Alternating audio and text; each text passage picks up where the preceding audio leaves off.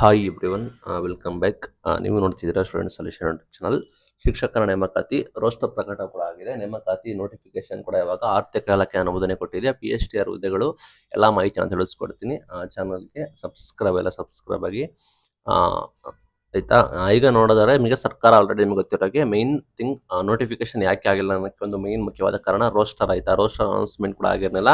ಹಾಗಾಗಿ ನೇಮಕಾತಿ ನೋಟಿಫಿಕೇಶನ್ ಮಾಡೋದಕ್ಕೆ ಆಗ್ತಾನಿಲ್ಲ. ನಿಮಗೆ 400 ಬಿಂದುಗಳ ರೋಸ್ಟರ್ ಬೇಕಾಗಿತ್ತು, ಅದನ್ನ ರಾಜ್ಯ ಸರ್ಕಾರ ಅನೌನ್ಸ್ಮೆಂಟ್ ಕೂಡ ಮಾಡಿದೆ. ಅಲ್ಲಿ ಯಾವ ರೀತಿ ಡಿವೈಡ್ ಕೂಡ ಆಗುತ್ತೆ ಅನ್ನೋದನ್ನ ನೀವು ಗಮನಿಸಬಹುದು. ಲೈಕ್ ರೋಸ್ಟರ್ ಕೂಡ ಬಂತು, ನೇಮಕಾತಿ ಒಂದೇ ಆಗ್ಬೇಕಾಗುತ್ತೆ. ಇನ್ನು ಕೂಡ ಪ್ರಸ್ತಾವನೆ ಬಂದಿಲ್ಲ ಅಂತ ಹೇಳ್ತಾ ಇದ್ದಾರೆ. ಇಲ್ಲಿ ಕೆಲವರು 15,000 ಶಿಕ್ಷಕರ ನೇಮಕಾತಿಗೆ ಪ್ರಸ್ತಾವನೆ ಕೂಡ ಹಸಿದ್ದಾರೆ. ಅದು ಅವರು ಆರ್ಥಿಕ ಇಲಾಖೆಯವರು ಅನುಮೋದನೆ ಕೊಟ್ಟಿದ್ದಾರೆ ಅಂತ ಕೆಲವರು ಹೇಳ್ತಾ ಇದ್ದಾರೆ. ಬಟ್ ಇನ್ನು ಕೂಡ ಅಫಿಷಿಯಲ್ ಆಗಿ ಅನೌನ್ಸ್ಮೆಂಟ್ ಕೂಡ ಆಗಿಲ್ಲ. ಆರ್ಥಿಕ ಇಲಾಖೆಯಿಂದ ಅನುಮೋದನೆ ಬರೋದಿಲ್ಲ. ಸರ್ಕಾರ ಏನ್ ಹೇಳಿದೆ ಅಂದ್ರೆ, ಈ ಹಿಂದೆ ಎಲ್ಲಾ ಹುದ್ದೆಗಳನ್ನ ಆರ್ಥಿಕ ಇಲಾಖೆ ಅನುಮೋದನೆ ಕೊಡೋ ಸಾಧ್ಯತೆ ಕಡಿಮೆ. ಬಿಕಾಸ್ ಹಣದ ಕೊರತೆ ಕೂಡ ಇದೆ, ಹಣದ ಅಭಾವ ಇದೆ. ನಿಮ್ಗೆ ಗೊತ್ತಿರೋ ಗ್ಯಾರಂಟಿಗಳು ಕೊಟ್ಟಿರೋ ಕಾರಣ ಸರ್ಕಾರ ಎಷ್ಟು ಇಲಾಖೆ ಎಷ್ಟು ಹುದ್ದೆಗಳ ಅನುಮೋದನೆ ಕೊಡ್ತಾರೆ ಅಷ್ಟು ಹುದ್ದೆಗಳು ಮಾತ್ರ ನೇಮಕಾತಿ ಮಾಡೋಕ್ಕಾಗುತ್ತೆ. 15,000 ಕೊಡೋದು ಡೌಟ್ ಕೂಡ ಅಂತ ಹೇಳ್ತಾ ಇದ್ರು. ಬಟ್ ಅದು ಒಂದು ಬಾಕಿ ಇದೆ. ಕೆಲವರು ಕೊಟ್ಟರು ಅಂತ ಇದ್ರೆ, ಕೆಲವರು ಕೊಟ್ಟಿಲ್ಲ ಅಂತ ಇದ್ರೆ. ಶಿಕ್ಷಕಾಕಾಂಕ್ಷಿಗಳು ಭೇಟಿ ನೀಡಿದ್ರು ಇಲಾಖೆಗೆ.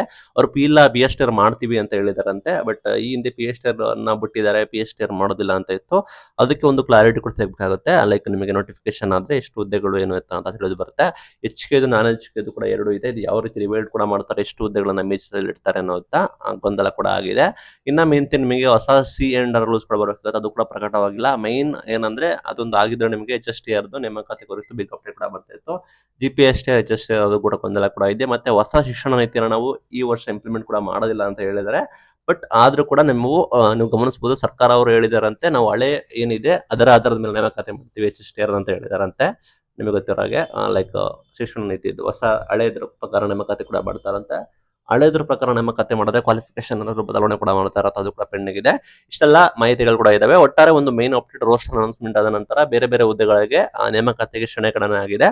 ಶಿಕ್ಷಕರ ನೇಮಕಾತಿಗೆ ಇದೊಂದು ನಿಮಗೊಂದು C&R ರೂಲ್ಸ್ ಇರ್ಬೋದು. ಪ್ಲಸ್ ನಿಮಗೆ ಕ್ವಾಲಿಫಿಕೇಶನ್ ಸ್ವಲ್ಪ ಗೊಂದಲ ಕೂಡ ಇದೆ. ಪ್ಲಸ್ ಹುದ್ದೆಗಳದ್ದು ಎಷ್ಟು ವರ್ಗೀಕರಣ ಎಷ್ಟು ಅಂತ ಹೇಳಿ ಗೊಂದಲ ಕೂಡ ಇದೆ. GPSTR PSTR HSTR HK ನಾನ್ HK ಪ್ಲಸ್ ಆರ್ಥಿಕ ಇಲಾಖೆ ಅನುಮೋದನೆ ಪೆಂಡಿಂಗ್ ಇದೆ ಅಂತ ಹೇಳಿ ಇಷ್ಟು ಗೊಂದಲ ಕೂಡ ಇದೆ. ಇಷ್ಟೆಲ್ಲ ಬಗೆಹರಿದ್ರೆ ನಿಮಗೆ ಆದಷ್ಟು ಬೇಗ ನೋಟಿಫಿಕೇಶನ್ ಕೂಡ ಆಗ್ಬೋದು. ಇಷ್ಟೆಲ್ಲ ಬಗೆಹರೋದಕ್ಕೆ ಸಾಕಷ್ಟು ಟೈಮ್ ತೆಗೆದುಕೊಳ್ಳುತ್ತೆ. ನೋಡೋಣ ಸರ್ಕಾರ ಏನು ಡಿಸಿಷನ್ ತೆಗೆದುಕೊಳ್ತಾರೆ ಯಾವಾಗ ಅಂತ. ನಾವು ಡೈಲಿ ಅಪ್ಡೇಟ್ನ ಕೊಡ್ತಾ ಇದೀವಿ. ನಿಮಗೆ ಅನಿಸುತ್ತೆ ಅಂದ್ರೆ ಕಮೆಂಟ್ ಮುಖಾಂತರ ತಿಳಿಸಿ. Thank you.